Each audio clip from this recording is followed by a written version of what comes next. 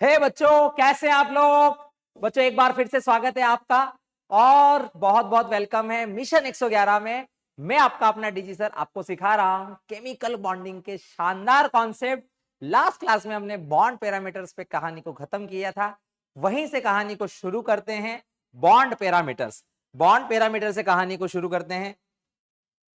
तो bond parameter में last class में हमने बॉन्ड के स्ट्रेंथ के बारे में, बॉन्ड के जो है लेंथ के बारे में और बॉन्ड के ऑर्डर के बारे में तो बातें कर ली थी। एक रह गया था हमारा बॉन्ड का एंगल। तो बॉन्ड एंगल्स के बारे में भी हम थोड़ा सा आपको बता देते हैं, किन किन बातों का आपको ख्याल रखना चाहिए बॉन्ड एंगल्स के बारे में। तो देखो, बॉन्ड का एंगल एक्चुअली में क्या होता है कि जब कोई पॉलीएटॉमिक मॉलिक्यूल होगा, मतलब दो से ज्यादा एटम से बना हुआ कोई मॉलिक्यूल होगा जिसमें एक सेंटर एटम होगा और सराउंडिंग में दो एटम होंगे, तो दो बॉन्ड्स के बीच में जो एंगल फॉर्म होगा उसको हम क्या कहेंगे, बॉन्ड का एंगल कहेंगे। अब ये जो बॉन्ड का एंगल होता है ये किन किन पैरामीटर्स पर डिपेंड करता है। नंबर एक, सबसे पहले अगर अगर आपको कभी भी कोई भी बॉन्ड एंगल निकालना है तो सबसे पहले उसका आपको हाइब्रिडाइजेशन निकालना है। क्या निकालना है? हाइब्रिडाइजेशन निकालना है। हाइब्रिडाइजेशन निकालना है और वो हाइब्रिडाइजेशन आपको बताएगा कि बॉन्ड का एंगल क्या होगा। मान लीजिए अगर हाइब्रिडाइजेशन sp है तो बॉन्ड एंगल आपके पास 180 होगा। अगर आपका हाइब्रिडाइजेशन sp2 है तो बॉन्ड एंगल आपका हो जाएगा 120 के आसपास। और अगर बॉन्ड आपका जो है sp3 हाइब्रिडाइजेशन में चला गया है तो वहां पे 109 डिग्री 28 मिनट इसके आसपास का एंगल होगा। तो यहाँ पे बॉन्ड का ऑर्डर जो होगा हाइब्रिडाइजेशन पे कंप्लीटली डिपेंड करेगा। हाइब्रिडाइजेशन अगर sp हुआ, sp2 हुआ, sp3 हुआ, अगर इस केस में ऐसा होता है, एक परफेक्ट ज्योमेट्री अगर बनती है, कोई लोन पेयर नहीं आया, तब उस केस में आपको यह यहाँ पर इस तरह से पहले हाइब्रिडाइजेशन चेक कर लेना है। अब मान लीजिए कि हाइब्रिडाइजेशन क्या हुआ, अलग अलग नहीं आ रहा है। दूसरा केस क्या हो सकता है कि हाइब्रिडाइजेशन सेम आ गया, सेम हाइब्रिडाइजेशन है। अगर हाइब्रिडाइजेशन सेम है तो आपको क्या देखना है, शेप देखना है उसका। आपको देखना है number of lone pair.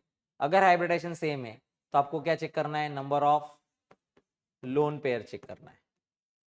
Number of lone pair कहां पे चेक करना है? At centre atom, at centre. Centre में कितने लोन पेयर है? ठीक है। जैसे जैसे लोन पेयर की संख्या बढ़ेगी बॉन्ड का एंगल कम होता नजर आएगा। मतलब बॉन्ड का जो एंगल होता है, बॉन्ड का जो एंगल होता है, बॉन्ड एंगल जो होता है वो इनवर्सली प्रोपोर्शनल होता है नंबर ऑफ लोन पेयर। जैसे जैसे लोन पेयर की संख्या बढ़ेगी बॉन्ड का एंगल कम होता हुआ नजर आएगा। बात समझ में आ गई आपको? ये दूसरा फैक्टर होता है कि हाइब्रिडाइजेशन सेम हो गया और तब आपको क्या देख लेना है, अगर हाइब्रिडाइजेशन सेम निकल के आता है, अगर हाइब्रिडाइजेशन डिफरेंट है, sp है तो उसका एंगल ज्यादा होगा, sp2 है तो उसका एंगल थोड़ा कम होगा, sp3 है तो और कम होगा। लेकिन अगर मान लो हाइब्रिडाइजेशन सेम आ रहा है तो इस केस में हम सर क्या करेंगे, अगर हमारा हाइब्रिडाइजेशन सेम आ रहा है तो हम लोन पेयर देखेंगे, लोन पेयर जिसके ज्यादा होंगे उसका बॉन्ड एंगल कम हो जाएगा। बात समझ में आई?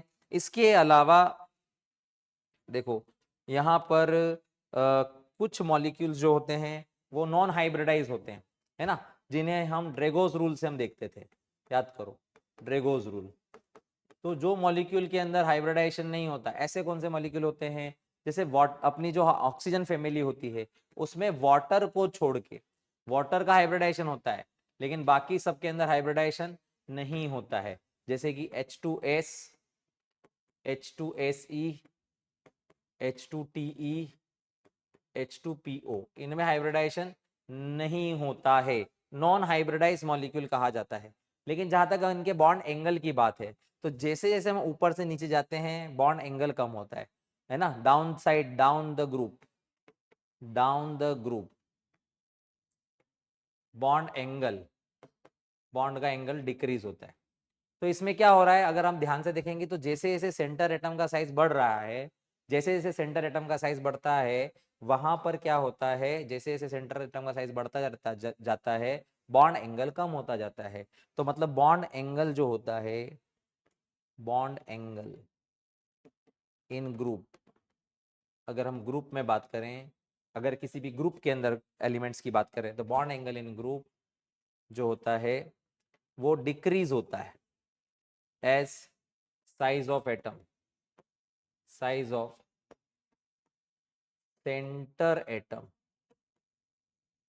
या कहें इसको साइज ऑफ सेंटर एटम क्या होता है, इंक्रीज होता है, या कहें दूसरा फैक्टर लगा सकते हैं इलेक्ट्रोनेगेटिविटी, इलेक्ट्रोनेगेटिविटी डिक्रीज हो जाए, तो ये केस जो है बॉन्ड एंगल के बारे में बहुत इंपॉर्टेंट है। तो यहाँ पे बॉन्ड एंगल का ऑर्डर हमेशा याद रखना ऐसे होता है। यही ऑर्डर आपको अमोनिया वाली फैमिली में भी नजर आएगा, NH3, फिर PH3, फिर ASH3, फिर SbH3, फिर BiH3। अगर इनमें भी बॉन्ड एंगल की बात करें तो बॉन्ड का एंगल का ऑर्डर ऐसा ही आएगा, और ये सारे भी नॉन हाइब्रिड मॉलिक्यूल की कैटेगरी में आते हैं एज पर द ड्रैगोस रूल। ये सब भी नॉन हाइब्रिड मॉलिक्यूल्स की कैटेगरी में आते हैं, और इनके बॉन्ड एंगल की ऑर्डर देखो, जैसे जैसे साइज बढ़ रहा है इन द ग्रुप, साइज बढ़ने से इलेक्ट्रोनेगेटिविटी कम हो रही है, इलेक्ट्रोनेगेटिविटी कम होने से बॉन्ड का एंगल कम हो जाता है।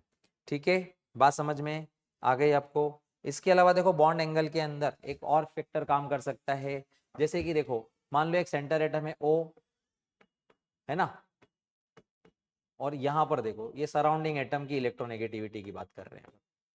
तो यहां पर अगर हम बात करें तो सराउंडिंग एटम की इलेक्ट्रोनेगेटिविटी, सराउंडिंग एटम की इलेक्ट्रोनेगेटिविटी इसकी कम है, इसकी ज्यादा है, सेंटर एटम की इलेक्ट्रोनेगेटिविटी ज्यादा है, तो ये इलेक्ट्रॉन को अपनी तरफ खींच लेगा। ये क्या कर लेगा, इलेक्ट्रॉन को अपनी तरफ खींच लेगा, ये इलेक्ट्रॉन को अपनी तरफ खींच लेगा यहाँ ऊपर की तरफ, जबकि इन दोनों में से इलेक्ट्रोनेगेटिविटी इसकी ज्यादा है, तो ये इलेक्ट्रॉन को यहाँ खींच लेगा। जब ये इलेक्ट्रॉन बिल्कुल पास पास में होंगे तो इन बॉन्ड पेयर का रिपल्शन ज्यादा होगा, इनका रिपल्शन ज्यादा होगा तो इसका बॉन्ड एंगल ज्यादा हो जाएगा। मतलब अगर सराउंडिंग, देखो सेंटर एटम सेम है, सराउंडिंग एटम डिफरेंट है, तो जब सराउंडिंग एटम की इलेक्ट्रोनेगेटिविटी क्या होगी, ज्यादा होगी, तो बॉन्ड एंगल कम हो जाएगा। मतलब हम क्या लिख सकते हैं कि बॉन्ड एंगल डिक्रीज कर जाएगा if electronegativity of surrounding atom, surrounding atom increase कर जाए। ये भी एक फैक्टर होता है बॉन्ड एंगल के लिए। इसके बाद एक फैक्टर और हो सकता है स्टेरिक हिंड्रेंस। बॉन्ड का एंगल जो होता है वो स्टेरिक हिंड्रेंस पे भी डिपेंड करता है, और स्टेरिक हिंड्रेंस अगर इंक्रीज कर जाए तो बॉन्ड का एंगल बढ़ जाएगा, स्टेरिक हिंड्रेंस बढ़ जाए। जैसे फॉर एग्जांपल अगर हम कंपेयर करें कि हमारे पास एक CH3OH मॉलिक्यूल है और एक CH3 मॉलिक्यूल है, तो यहाँ पे इलेक्ट्रोनेगेटिविटी वाला कंपैरिजन नहीं करना है, यहाँ स्टेरिक हिंड्रेंस देखनी। ये बल्की ग्रुप है, यहाँ दो बल्की ग्रुप है, तो इसका बॉन्ड एंगल ज्यादा होगा। तो सराउंडिंग एटम की अगर क्या हो जाए, इलेक्ट्रोनेगेटिविटी सेंटर एटम से ज्यादा ना हो, तो वहां पे स्टेरिक फैक्टर भी हम देख सकते हैं, स्टेरिक फैक्टर भी वहां पे काम करेगा। बात समझ में आ रही है। तो बॉन्ड एंगल के लिए ये सारी चीजें हमें ध्यान में रखना चाहिए। फॉर एग्जांपल जैसे मान लीजिए कि मैंने एक कंपाउंड लिया BF3, एक कंपाउंड लिया मैंने CH4, और एक कंपाउंड लिया मैंने CS2। अगर मुझे इसके बॉन्ड एंगल को कंपेयर करना है 1 2 3, तो यहाँ पे इसका हाइब्रिडाइजेशन निकालेंगे तो ये sp2 आएगा, इसका हाइब्रिडाइजेशन निकालेंगे ये sp3 आएगा, इसका हाइब्रिडाइजेशन निकालेंगे ये sp आएगा। तो ऑब्वियस है इसका बॉन्ड एंगल सबसे बड़ा होगा, सबसे छोटा बॉन्ड एंगल इसका होगा, मतलब ये आ जाएगा सेकंड, फिर आ जाएगा फर्स्ट, और सबसे बड़ा बॉन्ड एंगल आ जाएगा थर्ड का। ये केस बन गया कि जब हाइब्रिडाइजेशन है लेकिन लोन पेयर नहीं। लेकिन मान लो कि लोन पेयर होता, जैसे कि एग्जांपल के तौर पे मैंने ले लिया कि मेरे पास एक CH4 है, एक CH3 प्लस है, और एक CH3 माइनस है। मुझे इसके बॉन्ड एंगल कंपेयर करने है ना, तो इसमें अगर हाइब्रिडाइजेशन निकालेंगे तो ये sp3 आएगा, इसका हाइब्रिडाइजेशन निकालेंगे ये sp2 आएगा, इसका हाइब्रिडाइजेशन निकालेंगे ये sp3 आएगा। लेकिन इसमें एक लोन पेयर है और इसमें 0 लोन पेयर है। तो देखो सबसे बड़ा एंगल किसका होगा, इसका होगा, क्योंकि ये sp2 है, और इन दोनों में एंगल कम होगा। लेकिन इन दोनों में भी एंगल किसमें कम होगा, जिसमें लोन पेयर ज्यादा है। तो सबसे कम बॉन्ड एंगल थर्ड का आएगा, फिर फर्स्ट का आएगा, फिर सेकंड का आएगा, और इस तरह से ये ऑर्डर आएगा। वहीं पर अगर मैं कंपेयर करता NH4 प्लस, एक ये बन जाता हमारे पास, एक होता हमारे पास अमोनिया, और एक होता हमारे पास NH2 माइनस, मान लो ऐसे 3 होते। अगर मैं इन तीनों का हाइब्रिडाइजेशन निकालूं तो ये sp3 आएगा, ये भी sp3 आएगा, ये भी sp3 आएगा। तीनों के हाइब्रिडाइजेशन सेम आ गए, लेकिन इसका बॉन्ड, इसमें लोन पेयर की संख्या 0 है, इसमें 1 लोन पेयर है, इसमें 2 लोन पेयर। जैसे जैसे लोन पेयर बढ़ रहा है बॉन्ड का एंगल कम होता जा रहा है, तो इसकी बॉन्ड एंगल की ऑर्डर आएगी थर्ड, फिर आएगा सेकंड, फिर फर्स्ट। तो हमें अपना पैशंस दिखाना है, ऑर्डर को हाइब्रिडाइजेशन निकालना है, लोन पेयर निकालने हैं, फिर उसके बाद कंपेयर करना है। तो बॉन्ड एंगल इस तरह से हमारा आराम से क्या हो जाएगा, कंपेयर हो जाएगा। आगे बात क्लियरली समझ में, इस तरह से हम कंपेयर कर सकते हैं। जैसे कि मान लो कि हमारे पास एक CO2 हो गया, एक CO3 2 माइनस हो गया, ठीक है, और एक हमारे पास मान लो कि SO4 2 माइनस हो गया। इनको कंपेयर करना है। तो अगर मैं इसका हाइब्रिडेशन निकालूं तो ये sp आएगा, इसका हाइब्रिडेशन निकालिए sp2 आएगा, इसका हाइब्रिडेशन निकालिए sp3 आएगा। सो डेफिनेटली इसके बॉन्ड एंगल ज्यादा होंगे, तो बॉन्ड एंगल का ऑर्डर यही आ जाएगा इसके अंदर, है ना। बॉन्ड एंगल इस तरह से फाइंड कर सकते हैं। तो बॉन्ड एंगल के लिए सबसे पहले हाइब्रिडेशन निकालिए, फिर लोन पेयर निकालिए, और फिर कंपेयर करके आंसर निकालिए। तो चलिए अब बात करते हैं मॉलिक्यूलर बॉन्डिंग की। मॉलिक्यूलर बॉन्डिंग क्या होती है, अगर दो मॉलिक्यूल आपस में पास पास में आ जाएं, अट्रैक्ट कर जाएं, तो उसे हम क्या कहते हैं, मॉलिक्यूलर बॉन्डिंग कहते हैं। और इस मॉलिक्यूलर बॉन्डिंग के जहां तक बात करें, तो इस मॉलिक्यूलर बॉन्डिंग के अंदर बेसिकली जब हम बात करते हैं, तो एक तो हम बात करते हैं सबसे पहले ion dipole attraction. Ion dipole attraction की बात करते हैं, तो ये आयोन डाइपोल अट्रैक्शन क्या होता है ना। जब भी हमारे पास कोई आयन हो और उसका अट्रैक्शन किसके साथ हो, किसी भी पोलर मॉलिक्यूल के साथ हो, polar ion plus polar molecule, polar molecule ion और पोलर मॉलिक्यूल क्या हो, मिक्स्ड हो, तो उसे हम क्या कहेंगे, एक आयन डाइपोल इंट्रैक्शन कहेंगे। मतलब एक हमारे पास मान लीजिए कि क्लोराइड आयन है और साथ में हमने उसको पानी में डाल दिया है, तो ये आयन ये हो गया और ये पोलर हो गया, आयन डाइपोल इंट्रैक्शन कहलाएगा। और या फिर हमने एक सोडियम मॉलिक्यूल ले लिया है और उसको हमने क्या कर दिया, HCl में डाला हुआ है, HBr में डाला हुआ है, तो ये आयन है, ये पोलर है। एक आयन हो, एक पोलर मॉलिक्यूल हो, ऐसे केस को हम क्या बोलेंगे, आयन डाइपोल इंट्रैक्शन बोलेंगे। और ये आयन डाइपोल इंट्रैक्शन की जो इंट्रैक्शन एनर्जी होती है, इसकी जो इंट्रैक्शन एनर्जी होती है, इस पे भी सवाल आते हैं। तो इंट्रैक्शन एनर्जी जो होती है वो इनवर्सली प्रोपोर्शनल टू R² होती है। ये चीज आपको ध्यान में रखनी चाहिए, ठीक है। दूसरा जो अट्रैक्शन है मॉलिक्यूलर बॉन्डिंग के अंदर, वो हो जाएगा हमारा ion induced dipole. Ion induced dipole, ion तो है लेकिन इंड्यूस्ड डाइपोल है। ये जब भी इंड्यूस्ड डाइपोल वर्ड आ रहा है ना, इंड्यूस्ड डाइपोल, इसका मतलब ये परमानेंटली पोलर नहीं है, ये नॉन पोलर मॉलिक्यूल है। मतलब एक आयन ले लीजिए, एक आयन है प्लस साथ में एक नॉन पोलर का केस बना, एक नॉन पोलर मॉलिक्यूल है। एग्जांपल के तौर पे मैंने ले लिया सोडियम, और सोडियम को हमने बेंजीन में डाल दिया, बेंजीन में डाल दिया, टोलुइन में डाल दिया, है ना। या वहां पे जो है एक क्लोराइड आयन है और जो है वहां पर कोई भी एक नॉन पोलर मॉलिक्यूल ले लेते हैं, CCl4 ले लिया हमने, CCl4 है, एक आयन है और एक नॉन पोलर का मॉलिक्यूल है, नॉन पोलर मॉलिक्यूल जिसका डाइपोल मोमेंट 0 हो। वो जब इंटरेक्ट करते हैं तो इस आयन की वजह से इसके अंदर एक टेम्पररी डाइपोल मोमेंट इंड्यूस हो जाता है और इनके बीच में एक अट्रैक्शन फोर्स काम करता है। तो इस अट्रैक्शन फोर्स को हम आयन नॉन पोलर के केस को आयन इंड्यूस्ड डाइपोल का केस कहते हैं। और इसकी जो इंट्रैक्शन एनर्जी होती है, इसकी जो इंट्रैक्शन एनर्जी होती है, ये इंट्रैक्शन एनर्जी पूछ लेते हैं कभी कभी जेई के अंदर, तो इंट्रैक्शन एनर्जी होती है वो 1/r⁴ होती है। यहाँ पे, वहां स्क्वायर था, यहाँ 1/r⁴ हो गया। Get it. इसके बाद तीसरा जो केस है, तीसरा केस होता है इसके अंदर डाइपोल डाइपोल का केस, डाइपोल डाइपोल, ये भी हो सकता है। डाइपोल डाइपोल क्या है कि एक पोलर मॉलिक्यूल है और वो अपने ही एक पोलर मॉलिक्यूल के साथ इंटरेक्ट कर, पोलर के साथ पोलर, पोलर पोलर का इंट्रैक्शन, दो पोलर मॉलिक्यूल साथ में। मान लीजिए जैसे कि HCl है और साथ में HCl है, ये एक इलेक्ट्रोस्टैटिक फोर्स ऑफ अट्रैक्शन काम कर रहा होता है। देखो इसके अंदर क्या होता है, जो पोलर होते हैं इनके अंदर एक पॉजिटिव और एक नेगेटिव फील्ड होती है, क्योंकि ये इनकी जो इलेक्ट्रॉन डेंसिटी है वो अनइवन है। एक तरफ पॉजिटिव चार्ज ज्यादा हो गया है, एक तरफ नेगेटिव चार्ज ज्यादा हो गया, जिसकी वजह से डाइपोल बन गए, दो पोल्स आ गए हैं मॉलिक्यूल के अंदर।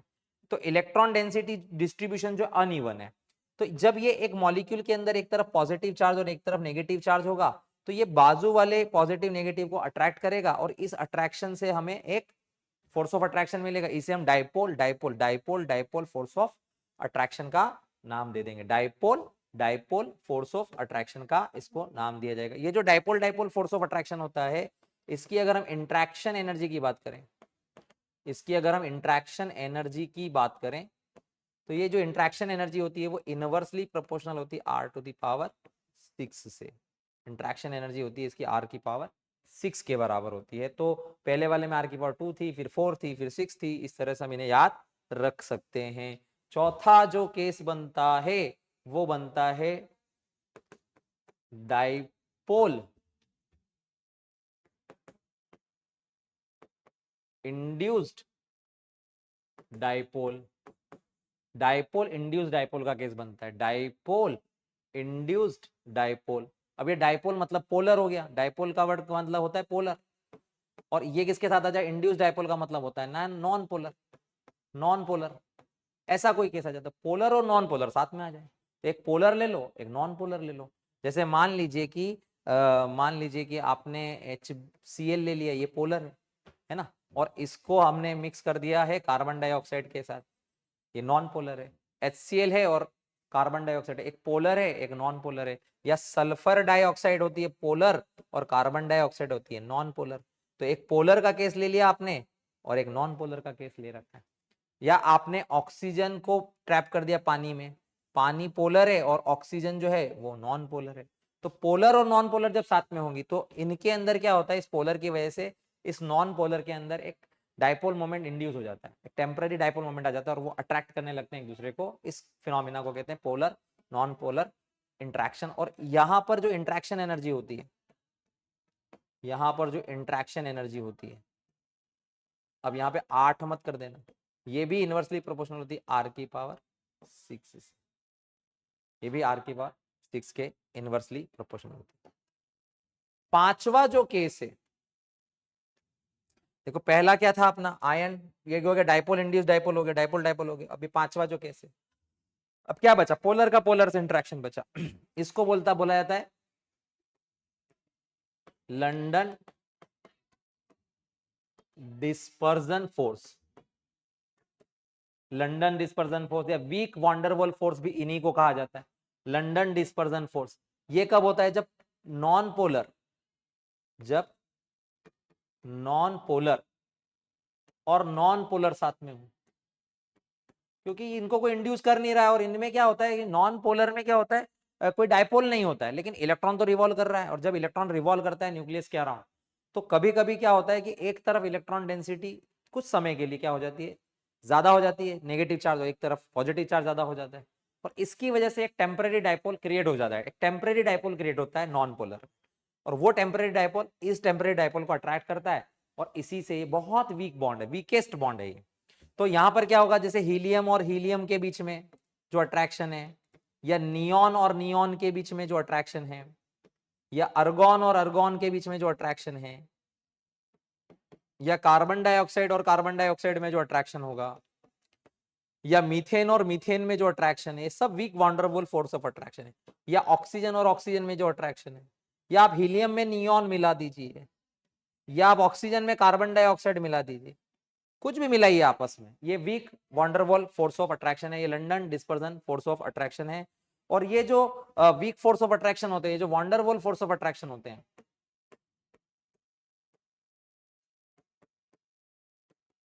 ये जो वॉन्डरवॉल फोर्स ऑफ अट्रैक्शन होते हैं, ये डायरेक्टली प्रोपोर्शनल होते हैं सरफेस एरिया से, सरफेस एरिया से डायरेक्टली प्रोपोर्शनल होते हैं। और ये डायरेक्टली प्रोपोर्शनल होते हैं मॉलिक्यूलर वेट से, और ये डायरेक्टली प्रोपोर्शनल होते हैं लेंथ ऑफ चेन से। चेन जितनी बड़ी होगी सरफेस एरिया उतना ज्यादा होगा। और ये इनवर्सली प्रोपोर्शनल होते हैं ब्रांचिंग से, इनवर्सली प्रोपोर्शनल होते हैं ब्रांच, जितनी ज्यादा ब्रांचिंग हो जाएगी उतना सरफेस एरिया कम हो जाएगा। तो ये इन बातों पे डिपेंड करते हैं। सरफेस एरिया ज्यादा होना चाहिए, मॉलिक्यूलर वेट ज्यादा हो जाएगा, लेंथ ऑफ चेंज ज्यादा होनी चाहिए, ब्रांचिंग ज्यादा होनी कम होनी चाहिए, तो वंडरवॉल फोर्स ऑफ अट्रैक्शन क्या होने लगेगा, बढ़ने लगेगा। और ये कारण होते हैं वंडरवॉल फोर्सेस के ऊपर जो है डिफरेंट फोर्सेस काम करते हैं। अगर एक ऑर्डर की बात करें इनके अंदर, तो ये जो ऑर्डर है देखो सबसे ज्यादा इंटरेक्टिव हो जाएगा आयन डाइपोल वाला, सबसे ज्यादा इसकी फोर्स ऑफ एनर्जी होती है कंपैरेबल। उसके बाद आता है डाइपोल डाइपोल, याद रखना है इसको, डाइपोल डाइपोल का नंबर इसके बाद आता है। और डाइपोल डाइपोल के बाद आता है ion dipole, ion induced dipole, ion induced dipole. और इसके बाद आती है dipole induced dipole.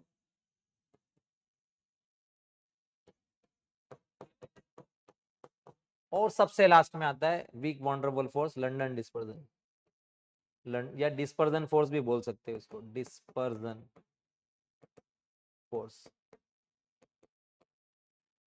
Get it, ध्यान में रखना आयन डाइपोल सबसे ज्यादा इंटरेक्टिव, सबसे ज्यादा होता है।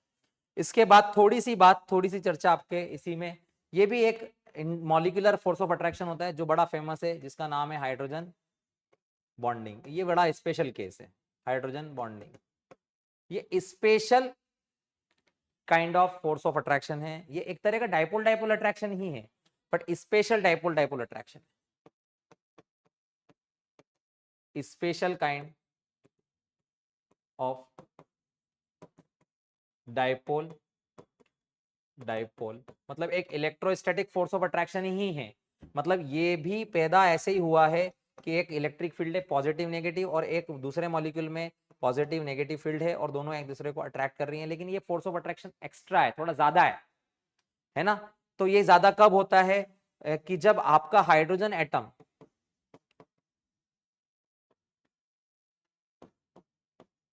Covalent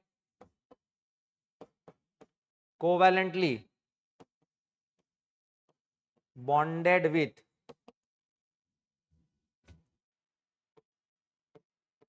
more electronegative group like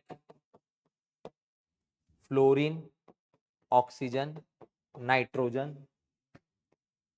CCl3, CCl3 या CF3, इस तरह का कोई ग्रुप लगा हो हाइड्रोजन एटम के साथ कोवेलेंटली बॉन्डेड हो, यहां पर हाइड्रोजन बॉन्ड बनाने के चांसेस हो जाते हैं। तो ये बहुत इंपॉर्टेंट हो जाता है ना।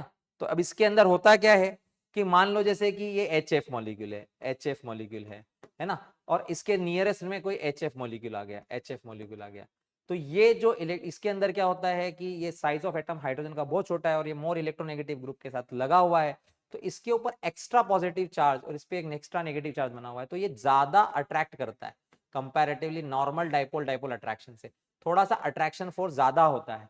तो ये अट्रैक्शन फोर्स की जो एनर्जी होती है लगभग 8 से लेके 42 किलो जूल पर मोल के आसपास होती है। ये एनर्जी जो है इतनी ज्यादा होती है, इसलिए ये बाकी सभी बॉन्डेड से बॉन्ड से थोड़ा ज्यादा एनर्जी वाला बॉन्ड होता है, थोड़ा स्ट्रॉन्ग बॉन्ड होता है। इस हाइड्रोजन बॉन्ड जो होता है कंपैरेटिवली स्ट्रॉन्ग मॉलिक्यूलर बॉन्ड है, स्ट्रॉन्ग मॉलिक्यूलर बॉन्ड है।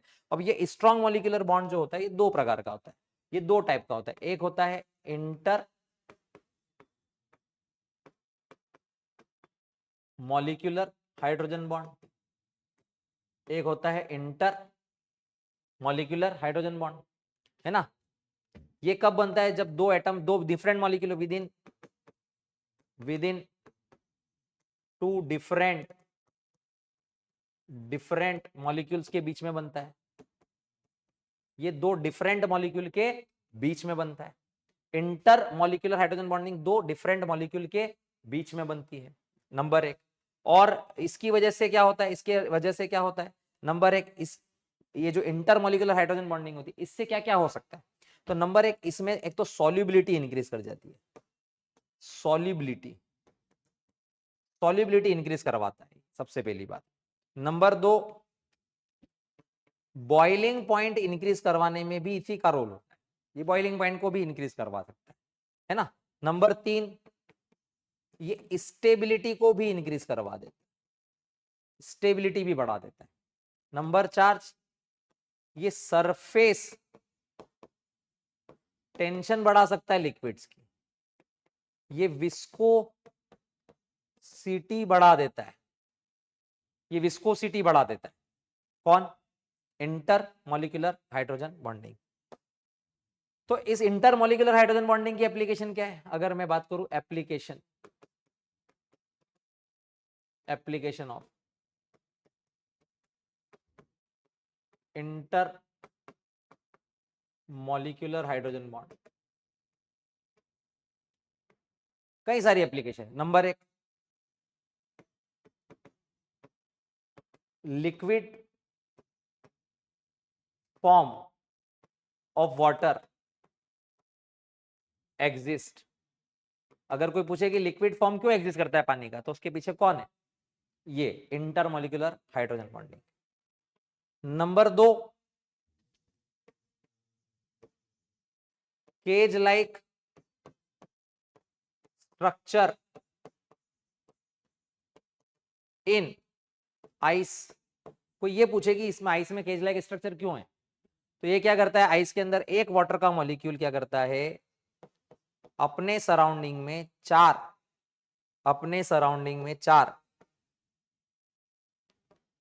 डिफरेंट वाटर मॉलिक्यूल से जुड़ा रहता है, और ये 4 हाइड्रोजन बॉन्ड बनाता है। एक वाटर मॉलिक्यूल कितने बॉन्ड बनाता है? 4। ये ध्यान रखना, कभी कभी पूछ लेते हैं इंटीजर टाइप के क्वेश्चन। एक वाटर का मॉलिक्यूल 4 डिफरेंट हाइड्रोजन बॉन्ड बना लेता है, और इसी की वजह से यहां पर जो है केज लाइक स्ट्रक्चर बनता है। फिर आपसे पूछा जाए जिगजैग फॉर्म, किसका? Zigzag form of HF। इसकी जो जिगजैग स्ट्रक्चर होती है, कुछ इस तरह से स्ट्रक्चर बनाता है, ये F HF, इनके बीच में एक हाइड्रोजन बॉन्ड होता है, फिर HF, यहाँ पे एक हाइड्रोजन बॉन्ड होती है, इनके बीच में हाइड्रोजन बॉन्डिंग होती है, फिर ये इस तरह से HF, यहाँ पे हाइड्रोजन बॉन्डिंग होती है, फिर यहाँ पे H और F के बीच में हाइड्रोजन बॉन्डिंग, इस तरह से एक जिगजैग स्ट्रक्चर बनाते हैं। तो ये जिगजैग स्ट्रक्चर के पीछे कौन? Inter molecular hydrogen bonding between H और F ये एग्जिस्ट करती है। और यही कारण है चौथा, HF2 माइनस आयन एग्जिस्ट क्यों करता है? इसके पीछे भी इंटर मॉलिक्यूलर हाइड्रोजन बॉन्डिंग होती है। क्या होता है इसके अंदर? एक F माइनस आयन होता है और एक HF मॉलिक्यूल होता है, और इस HF मॉलिक्यूल और इस आयन के बीच में हाइड्रोजन बॉन्डिंग एग्जिस्ट करती है, और इस आयन की वजह से ये दोनों मिलकर बना लेते हैं HF2 माइनस आयन। तो ये HF2 माइनस आयन एग्जिस्ट करता है, क्यों करता है? इसके भी पीछे रीजन कौन है? ये इंटर मॉलिक्यूलर हाइड्रोजन बॉन्डिंग ही रीजन है। और क्या होता है?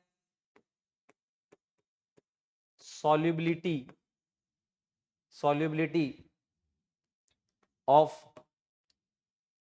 glucose, sucrose, अल्कोहल,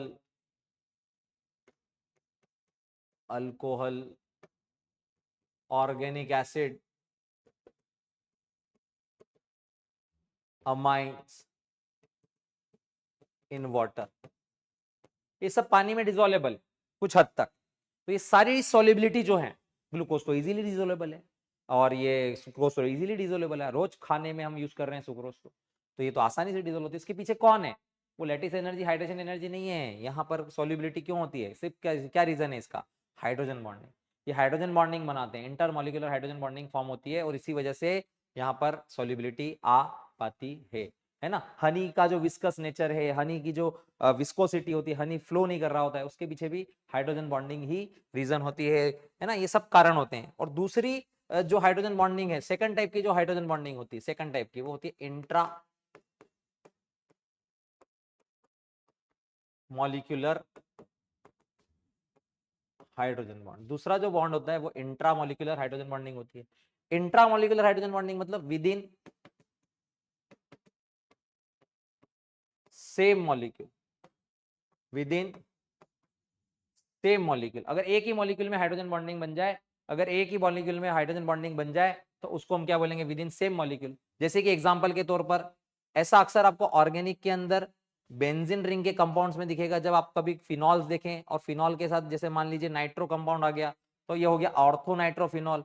इस ऑर्थोनाइट्रोफिनॉल में क्या होता है, ये OH ग्रुप का H और ये नाइट्रो ग्रुप की जो ऑक्सीजन है, ये दोनों मिलकर चिलेशन कर लेते हैं, चिलेशन कर लेते हैं। इसको बोलते हैं इंट्रा मॉलिक्यूलर हाइड्रोजन बॉन्डिंग बोलते हैं। ऐसे ही बेंजीन रिंग के अंदर ये आपको दिखाई दे सकता है।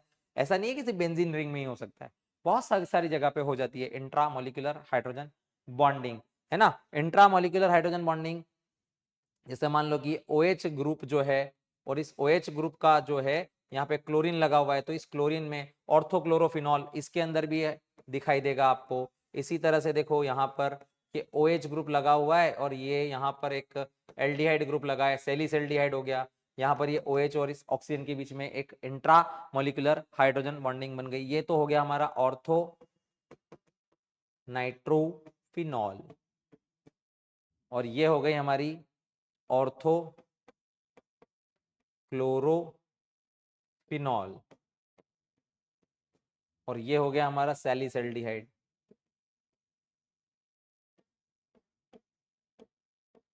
इन सब में ये हाइड्रोजन बॉन्डिंग इंट्रामोलिकुलर टाइप की हाइड्रोजन बॉन्डिंग, और भी मॉलिक्यूल में इंट्रामोलिकुलर हाइड्रोजन बॉन्डिंग होती है। और इंट्रामोलिकुलर हाइड्रोजन बॉन्डिंग से क्या होता है, नंबर एक तो सॉल्युबिलिटी कम होती है, सॉल्युबिलिटी डिक्रीज होती है। नंबर दो, बॉइलिंग पॉइंट डिक्रीज होता है। नंबर तीन, वॉलेटिलिटी, वॉलेटिलिटी मतलब जल्दी जल्दी बॉइल हो जाना, इंक्रीज हो जाती है। और सबसे इंपॉर्टेंट, इनमें इनकी वजह से चिलेशन होता है। ये जो रिंग का फॉर्मेशन हुआ है इसी को चिलेशन कहते हैं। ये जो रिंग बन गई है ऐसा देखो, एक रिंग जैसा बन जाता है, इसको चिलेशन कहते हैं। जब इंट्रामोलिकुलर हाइड्रोजन बॉन्डिंग होती है विद इन अ मॉलिक्यूल, एक रिंग फॉर्मेशन होती है, इसी को हम चिलेशन का फॉर्मेशन कहते हैं। और इससे वहां पर एक एक्स्ट्रा स्टेबिलिटी अचीव हो सकती है, मॉलिक्यूल की स्टेबिलिटी बढ़ जाती है। आ गई बात समझ में। तो ये थी हाइड्रोजन बॉन्डिंग के बारे में बातें। चलो अब कुछ क्वेश्चन करके देखते हैं हमारे क्वेश्चंस क्या क्या है। देखो पहला क्वेश्चन क्या कह रहा है, यहाँ पर which among the following strongest bond कौन सा है। देखो तो ये आयन है और ये पोलर है, तो ये हो गया आयन डाइपोल, ये हो गया आयन डाइपोल। ये आपका जो है मॉलिक्यूल है, ये आपके जो पोलर पोलर मॉलिक्यूल है, तो ये हो गया डाइपोल डाइपोल, ये हो गई dipole dipole, dipole dipole interaction होगा, क्लोरोफॉर्म है ये। फिर उसके बाद ये क्या हो गया हमारा CCl4, CCl4 हो गया नॉन पोलर और ये पानी है, तो पोलर और नॉन पोलर का कॉम्बिनेशन है, तो ये हो जाएगा dipole induced induced dipole, dipole induced dipole का केस हो गया ये। और चौथा फिर आयन है और पानी है, तो ये भी हो गया आयन और डाइपोल, आयन डाइपोल इंट्रैक्शन हो गया ये भी। अब इन सब में सबसे स्ट्रॉन्ग आयन डाइपोल होता है। अब ये पानी वाला है तो इसकी पोलैरिटी ज्यादा है, CCl की कम है, तो इसका आंसर 4 आना चाहिए, क्योंकि ज्यादा पोलर होगा तो ज्यादा आयन इंड्यूस होगा, आयन आयन जो है वो इंट्रैक्ट करेगा पानी के साथ, है ना। तो इस तरह से यहाँ पे आएगा। फिर यहाँ पे देखो ये आपको पूछा गया है IF5 और I3- और I3+, इनके हाइब्रिडाइजेशन बताओ। तो आपको क्या करना है, आयोडीन लेना है, ये न्यूट्रल है, 1 2 3 4 5 6 7, 5 बॉन्ड हो गए, 1 2 3 4 5 बॉन्ड हो गए, 5 बॉन्ड और एक लोन पेयर, मतलब sp3d2। अब इसमें 7 और एक 8 हो गए, तो आयोडीन बीच में है, 1 2 3 4 5 6 7 8, और 2 आयोडीन सराउंडिंग में ले लो, तो एक आयोडीन इधर ले लिया, एक आयोडीन जो है इधर ले लिया मैंने। पर एक लोन पेयर यहाँ हो गया, एक लोन पेयर यहाँ हो गया, 2 लोन पेयर और एक लोन पेयर यहाँ हो गया, 3 लोन पेयर, 3 लोन पेयर हो गया, 2 बॉन्ड हो गए, 3 और 2 5, मतलब ये sp3d का केस हो गया।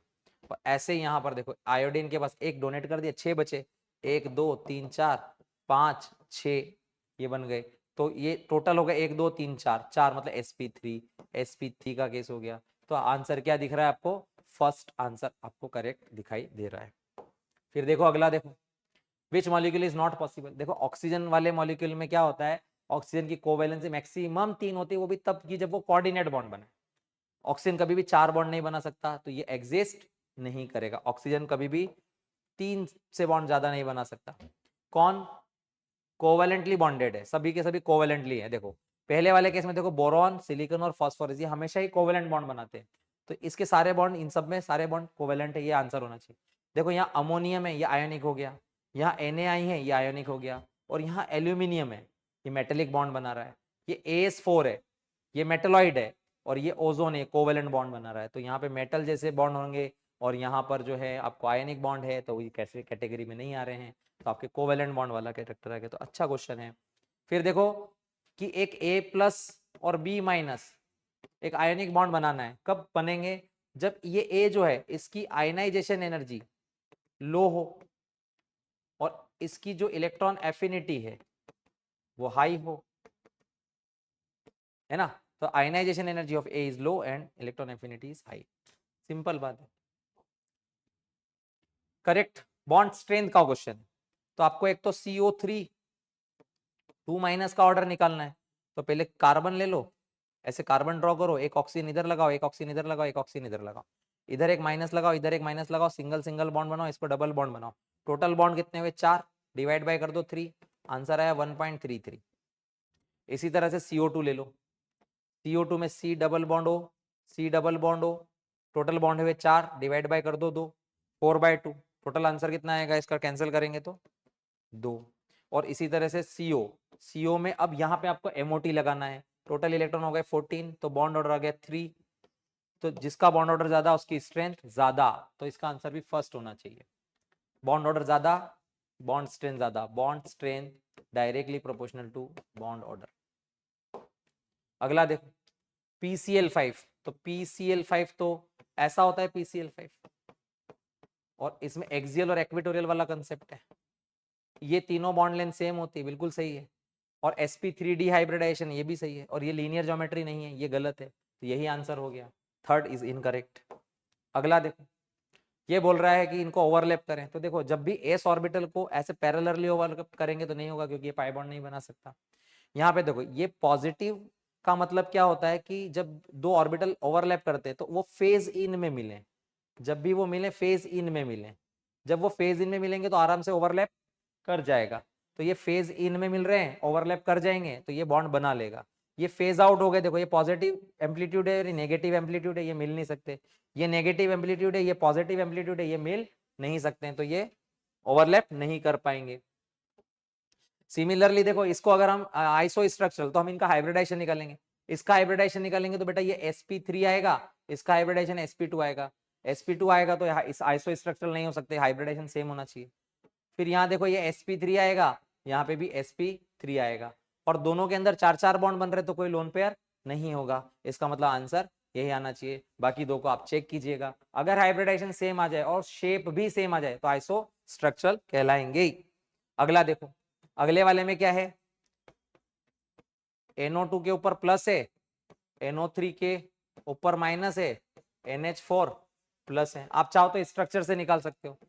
देखो नाइट्रोजन के पास 5 इलेक्ट्रॉन थे, एक डोनेट कर दिया, 4 बचे, 1 2 3 4, ऑक्सीजन के साथ 2 बॉन्ड बनाया, ऑक्सीजन के साथ 2 बॉन्ड बनाया, सीधा हो गया लीनियर। नाइट्रेट का स्ट्रक्चर मैंने अभी सिखाया था आपको, 1 2 3, एक के ऊपर -4 सिंगल बॉन्ड, एक डबल बॉन्ड, और चौथा बॉन्ड कभी भी कोऑर्डिनेट बॉन्ड, sp2 हो गया। और नाइट्रोजन के पास 4 बॉन्ड बनाना है, 1 2 3 4, एक इलेक्ट्रॉन डोनेट कर चुका है, sp sp2 sp3, ये आंसर होना चाहिए।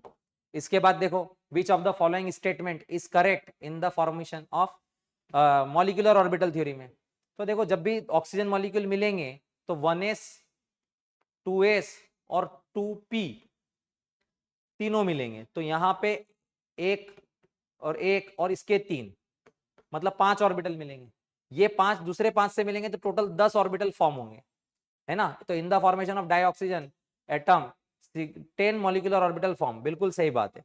All the molecular orbital in the dioxygen completely filled नहीं होंगे। जब आप इलेक्ट्रॉनिक कॉन्फ़िगरेशन लिखोगे तो sigma 1s2, sigma star 1s2, sigma 2s2, sigma star 2s2, फिर उसके बाद सिग्मा 2pz, ऑक्सीजन के केस में ऐसा भरना है, फिर पाई 2px 2 बराबर हो गया पाई 2py 2, ये बराबर हो गया। फिर उसके बाद आपको पाई स्टार 2px 2px1 और बराबर पाई स्टार 2py यहां पे 1, ऐसे भरना है। फिर इसके बाद सिग्मा स्टार 2pz अभी भी खाली है ना। तो टोटल 10 ऑर्बिटल हैं, लेकिन ये खाली है, एम्प्टी है, तो ये नहीं भरा हमने। Total number of bonding molecular orbital will not be same, नहीं सेम होते हैं तो बात गलत ही बोल रहा है। नंबर ऑफ फील्ड जो भरे गए हैं, नहीं ये खाली रह गया ना एक एंटी बॉन्डिंग, तो भरे बराबर भी नहीं हो सकते, तो आंसर जो है फर्स्ट आएगा इसका। चलो अगला देखो, इनमें कितने नोडल प्लेन है। तो जहां पे सिग्मा स्टार आ रहा है वहां एक नोडल प्लेन, जहां भी पाई आ रहा है वहां एक नोडल प्लेन, जहां सिग्मा स्टार आ रहा है वहां पे एक नोडल प्लेन, और जहां पाई स्टार आ रहा है वहां 2 नोडल प्लेन, और सिर्फ सिग्मा आता तो 0 नोडल प्लेन हो जाता। फिर अगला देखो, which of the following pair is expected to have same bond order. तो देखो इसके पास इलेक्ट्रॉन है 16, इसके पास इलेक्ट्रॉन है 14, आइसो इलेक्ट्रॉनिक नहीं है। फिर इसके बाद देखो यहाँ पे तो इसका बॉन्ड ऑर्डर आएगा 2, इसका बॉन्ड ऑर्डर आएगा 3, इसके अंदर निकालेंगे तो ये 15 इलेक्ट्रॉन है और ये भी 15 इलेक्ट्रॉन है, तो इनका बॉन्ड ऑर्डर सेम आएगा। फिर ये हो गए 17 इलेक्ट्रॉन और ये हो गए 15 इलेक्ट्रॉन, और ये हो गए 15 इलेक्ट्रॉन 16 17 इलेक्ट्रॉन, और ये हो गए 15 इलेक्ट्रॉन, तो बॉन्ड ऑर्डर अलग आएगा, तो इसका आंसर ये आएगा सेकंड। फिर देखें आगे बढ़े, sigma 2pz molecular orbital is filled after, इसके बाद कब भरेंगे, नाइट्रोजन से पहले, नाइट्रोजन से पहले मतलब नाइट्रोजन तक भरेंगे। फिर देखो अगला, sp3d हाइब्रिडेशन इन्वॉल्व नहीं, ये तो dz स्क्वायर रखता है ना भैया, तो ये यही गलत है, पहला ही स्टेटमेंट इनकरेक्ट है, मतलब आंसर यही हो जाना चाहिए। बाकी सब आप चेक कर लो। देखो ऑर्थो न्यूट्रोफिनॉल वोलेटाइल होता है, बिल्कुल होता है, क्योंकि उसमें इंट्रामोलिकुलर हाइड्रोजन बॉन्डिंग है। sf2 का केस मैंने आपको क्लास में ही सिखाया था, ये पोलर होता है क्योंकि ये इस तरह का बैंड शेप होता है, और cs2 जो होता है वो ऐसा होता है, तो ये नॉन पोलर है, ये पोलर है, मतलब बाकी स्टेटमेंट करेक्ट है। फिर अगला देखो, ClO4 माइनस की बात करें तो इसके पास इस तरह की बॉन्डिंग होगी, पर क्लोरेट आयन है, ये हो गया ClO4 माइनस, इस तरह से बना लीजिए। इसका हाइब्रिडाइजेशन निकालोगे तो ये sp3 आ गया, मतलब जितने भी पाई बॉन्ड बने वो डी के साथ बने, तो कौन से पाई बॉन्ड है, क्लोरीन का डी और ऑक्सीजन का पी, मतलब डी पाई पी पाई बॉन्ड, मतलब ऑक्सीजन का पी और क्लोरीन का डी बनेगा। ऑक्सीजन के पास तो डी होता ही नहीं है, तो ऑक्सीजन का डी पाई तो यूज ही नहीं हो सकता। फिर इनमें से कौन से स्टेटमेंट करेक्ट है, तो पहला नॉट एग्जिस्ट है, बिल्कुल सही है, ये तीनों एग्जिस्ट नहीं करते हैं। फिर I3+, अभी थोड़ी देर पहले बताया था कि I3+ जो होता है उसका स्ट्रक्चर बेंट होता है, ऐसा स्ट्रक्चर बनेगा, ये भी सही है। फिर HCF4 बनाएंगे तो वो प्लेनर निकलेगा, बिल्कुल सही है, ऐसा होता है HCF4, ये भी प्लेनर होता है, ये सही है। और CO दोनों के पास 14 इलेक्ट्रॉन है, तो दोनों का बॉन्ड ऑर्डर सेम आएगा, ये भी सही है। और MgCl2 हैज मोर आयोनिक, नहीं MgCl2 लेस आयोनिक होता है भैया, और MgO मोर आयोनिक होता है ना, इसकी इलेक्ट्रोनेगेटिविटी ज्यादा है ऑक्सीजन की, तो इलेक्ट्रोनेगेटिविटी का डिफरेंस ज्यादा, तो आयनिक कैरेक्टर ज्यादा होगा, तो ये रॉन्ग हो गया, तो आंसर इसका फर्स्ट आना चाहिए, फर्स्ट आना चाहिए। किसमें दोनों बॉन्ड एग्जिस्ट कर रहे हैं, देखो NaOH की बात कर लो सीधे सीधे, NaOH में Na+ और OH- इसके बीच में तो आयनिक है, और H के बीच में कोवेलेंट है, तो ये आ गया आंसर। अच्छे अच्छे क्वेश्चन है ना। Among the following total number of planar species, इसमें से कौन कौन सी प्लेनर है, तो अगर इन सबका अगर आप हाइब्रिडाइजेशन निकाल के शेप निकाल लो तो ये C100 आएगा, देखो ये C100 है, ये T शेप आएगा, ये लीनियर आएगा, सबका शेप निकाल लीजिए। ये स्क्वायर पिरामिड आएगा, स्क्वायर पिरामिड, ये वाला निकाल लो, ये भी स्क्वायर पिरामिड आएगा, स्क्वायर पिरामिड, राइट। और ये SF5, ये हो गया I5-, नहीं ये इसको चेक कर लो एक बार, C100 ये आ रहा है 5 और एक 6, 6 में से 4 तो बॉन्ड बना लिया आपने, 4 और एक 5, मतलब ये C100 आएगा, ये भी C100 आ रहा है भैया, ये C100 है, ये स्क्वायर पिरामिड आ रहा है, ये स्क्वायर पिरामिड आएगा, देखो ये 6 और एक 7 बॉन्ड हो गए, 5 बॉन्ड बना, एक लोन पेयर बचा, ठीक है। और AC मतलब सल्फर के पास 6 इलेक्ट्रॉन थे, एक डोनेट कर दिया, 5 बचे, 5 में से 3 तो बॉन्ड, ये पिरामिडल हो गया, चलो पिरामिडल है, ये पिरामिडल है, आपको चेक करना है खुद से, है ना।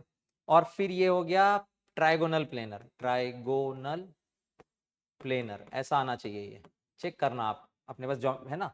और ये टेट्राहेड्रल आएगा, टेट्राहेड्रल। तो देखो एक तो ये वाला जो टी शेप है, टी शेप वाला ये लीनियर में पार्टिसिपेट करेगा, एक ही लीनियर वाला टी पार्टिसिपेट करेगा, और ये ट्राइगोनल प्लेनर, ये तो प्लेनर है, तीन आएंगे तो इसका आंसर होगा 3। बाकी कोई भी देखो, सी सॉ भी ऐसा घोड़े जैसा है तो वो तो नहीं करेगा प्लेनर, टेट्राहेड्रल प्लेनर होता नहीं, पिरामिडल प्लेनर होता नहीं, सी सॉ नहीं होता, और स्क्वायर पिरामिड मतलब वो भी जो ऊपर वाला बॉन्ड है वो प्लेन के अंदर नहीं है, आउट ऑफ प्लेन चला गया। फिर इसकी बात करें तो देखो इनके अंदर हमें बॉन्ड ऑर्डर निकालना पड़ेगा। अब जिसका बॉन्ड ऑर्डर 1.5 और 1.5 से ज्यादा है उसको तो हम एक्स बोलेंगे। तो देखो इसका बॉन्ड ऑर्डर निकालोगे, कैसे निकालोगे, रेजोनेंस की थ्योरी से निकालना। तो इसका बॉन्ड ऑर्डर निकालोगे आएगा 4/3, 4/3 मतलब 1.33 इसके केस में, इसका आएगा 1.5, इसका आपका बॉन्ड ऑर्डर आएगा ClO3 के 5/3 मतलब 1.66 इतना आएगा ये। और सल्फर ट्राइऑक्साइड के केस में 2 आएगा, और इसके केस में 1.25 आना चाहिए। 5 बॉन्ड 4 सराउंडिंग में 5/4, और इसका 6/3 मतलब 2 आना चाहिए, और ये हो गया 4/3 मतलब 1.33, और ये भी 1.33। तो 1 से नीचे 1.5 से नीचे वाला 1 2 3 और ये 4, और 4 ऐसे हो गए। तो x की वैल्यू हो गई 4, y की वैल्यू हो गई 4, और दोनों का सब्ट्रैक्शन हो गया 0। तो आंसर इसका 0 आना चाहिए। तो चलिए आज का लास्ट क्वेश्चन हम डिस्कस कर लेते हैं, किसमें हाइब्रिडाइजेशन में बदलाव हुआ है ना, किसके हाइब्रिडाइजेशन में बदलाव हुआ है। तो इसमें ऑक्सीजन का हाइब्रिडाइजेशन sp3 है, वाटर है, इसमें भी चेक कर लो sp3 आएगा, तो नहीं बदला। बोरॉन का हाइब्रिडाइजेशन यहाँ पर चेक करो sp2 है, और जब ये क्या करता है कोऑर्डिनेट बॉन्ड बनाता है अमोनिया के साथ, तो एक कोऑर्डिनेट बॉन्ड एक्सेप्ट कर लेता है अपने वेकेंट ऑर्बिटल में, तो एक्स्ट्रा बॉन्ड हो गया इसके पास, तो ये sp3 हो गया, तो इसमें तो हाइब्रिडेशन बदल गया। यहाँ देखो जिनॉन जो है इसका हाइब्रिडेशन यहाँ पे चेक करो XCFC sp3d3 आ रहा होगा, और यहाँ sp3d2 आ रहा होगा, तो ये भी चेंज हो रहा है। और यहाँ पे डेफिनेटली PCl5 में sp3d था, और यहाँ चेक करो ये sp3 है, तो ये भी चेंज है, ये भी चेंज है। यहाँ चेक करो ये CH3 में, CH3 और CH3 में ये sp3 है, 4 बॉन्ड है, ये 3 बॉन्ड तो ये और एक ये 4, लेकिन यहाँ चेक करेंगे तो ये भी sp3 है, ये कार्बो एनाइन है, कार्बो एनाइन में भी sp3 है, तो यहाँ चेंज नहीं हुआ, तो इसका भी आंसर क्या हुआ 3 हुआ। तो केमिकल बॉन्डिंग में इस टाइप के क्वेश्चन हम कर सकते हैं, और बहुत क्वेश्चन करेंगे तब भी हमें लगेगा यार केमिकल बॉन्डिंग अभी और प्रैक्टिस की जरूरत है, क्योंकि एक बहुत वास्ट बहुत डेप्थ कॉन्सेप्ट वाला चैप्टर होता है, सिर्फ थ्योरी पढ़ने से नहीं होगा, कुछ क्वेश्चन करना पड़ेंगे। अगले लेक्चर में डिस्कस करते हैं एक नए चैप्टर के साथ, और चाहेंगे तो कुछ और केमिकल बॉन्डिंग के क्वेश्चंस भी अगले लेक्चर में हम डिस्कस करते हैं। तब तक के लिए विदा, सायोनारा, फिर मिलेंगे दोबारा, बाय बाय।